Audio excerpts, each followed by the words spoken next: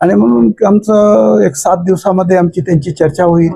त्या चर्चेमधून मला असं वाटतं की काही चांगलं निघेल. बऱ्याच जागी आमची चर्चा झालेली होती, परंतु होऊ शकतं की या चर्चेमध्ये एखाद्या वेळेस शिवसेना सोबत आल्यामुळं आमच्यापैकी काही लोकांना वाटलं असेल की आपल्या मतदानावर परिणाम होईल, आणि शिवसेनेला असं वाटलं असेल की आमच्यासोबत संधी केल्यामुळं त्यांच्या काही मतदानावर परिणाम होईल, म्हणून कार्यकर्त्यांनी संभ्रमातून काही जागी डबल फॉर्म भरलेत.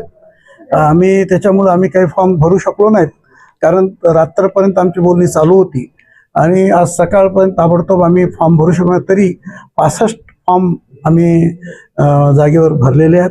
आणि मला विश्वास आहे की आमची त्यांची तिन्ही पक्षाची युतीच्या माध्यमातून खूप चर्चा झाली होती. म्हणून भारतीय जनता पक्षानं कुठल्याही प्रकारचा सकारात्मक प्रतिसाद न दिल्यामुळं आमची भूमिका सामंजस्याची होती की तिन्ही सोबत बसायचं.